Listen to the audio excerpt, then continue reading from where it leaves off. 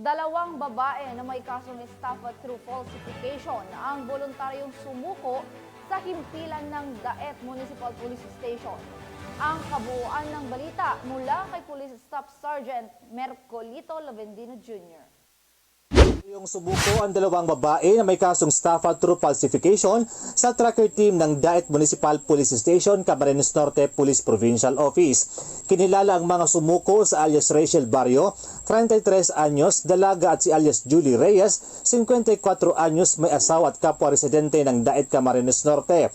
Bandang alas 10:30 ng umaga ng voluntaryong sumuko ang nasabing mga sospek sa pwersa ng Daet MPS sa bisa ng warrant of arrest na inisyu ng presiding judge ng MTC Daet Branch 2, Daet Camarines Norte na may pitsang August 5, 2024 para sa kasong estafa through falsification sa ilalim ng criminal case number 23-3003 na may inirekomendang piyansa na 36,000 pesos bawat isa.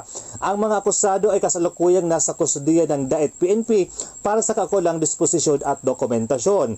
Ang matagumpay na pagsuko ng sabing mga sospek ay isang patunay sa walang kapagurang pagsusumikap ng Daet PNP na labanan ang kriminalidad at itaguyod ang kapayapaan at kaligtasan ng komunidad.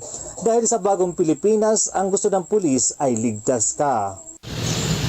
Mula po dito sa Legazpi City, ako po yung Police News Network Correspondent, Police Staff Sergeant Mercolito P. Lavendino Jr. Alagad ng batas, tagataguyod ng balitang pulis.